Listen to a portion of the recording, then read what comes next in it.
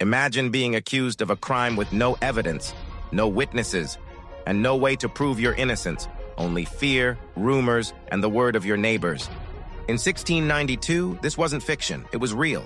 In the town of Salem, ordinary people were dragged from their homes, locked in dark cells, and sentenced to death for a crime no one could see: witchcraft. What really happened in those streets, those homes, and those courtrooms? And why did an entire community believe it was justified?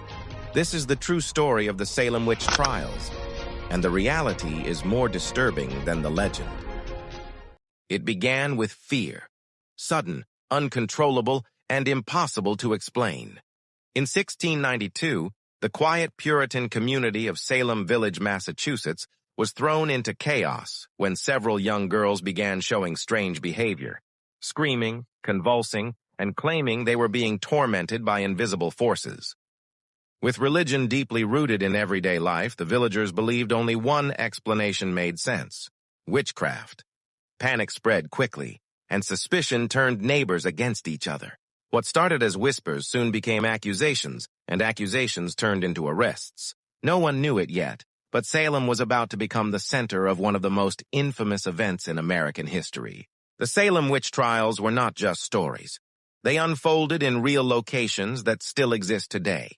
Salem Village, now known as Danvers, Massachusetts, was where the first accusations began. The home of Reverend Samuel Parris became the starting point of fear, as his daughter and niece were among the first to claim they were bewitched. From there, the accused were taken to Salem town, where official hearings and trials took place. The Salem courthouse became a place of judgment, where testimony, often based on dreams and visions, determined life or death. Nearby stood the Salem jail, where accused individuals were locked away in dark, freezing conditions, sometimes for months. These were not imaginary settings. They were real streets, real buildings, and real communities torn apart by fear. As fear grew, the accusations multiplied. Anyone could be named a witch. Women, men, the elderly, even respected members of the church. Personal grudges, property disputes, and social tensions fueled the hysteria. Once accused, defending yourself was nearly impossible. Courts relied on spectral evidence, meaning visions or dreams could be used as proof. This allowed rumors to become legal testimony. Between 1692 and 1693, more than 200 people were accused.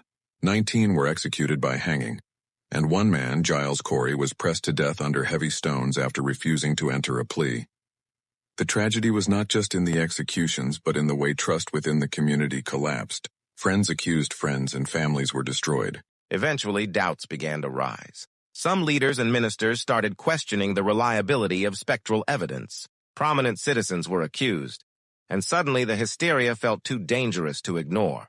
Governor William Phips intervened, putting an end to the use of spectral evidence and dissolving the special court that had been created for the trials.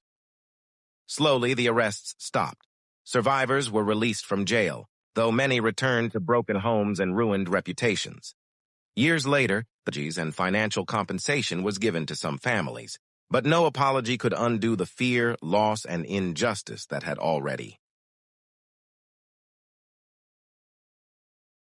Today, the Salem Witch Trials stand as a powerful reminder of what can happen when fear and misinformation take control of a society. The real locations, Salem, Danvers, the courthouse sites, and memorials, remain important historical landmarks, visited by thousands every year. They are not just tourist destinations, they are symbols of a time when justice failed and hysteria ruled. Historians now see the trials as a warning about mass panic, religious extremism, and the dangers of accusing others without evidence. The story of Salem continues to resonate because it reflects a universal truth. When fear replaces reason, even ordinary communities can make extraordinary mistakes. And that is why, more than 3 centuries later, the Salem Witch Trials are not just history. They are a lesson the world still needs to remember. Before you go, remember, history isn't just about the past, it's about the lessons we carry into the future. The stories you've just heard still echo today, reminding us how powerful truth, courage, and awareness can be.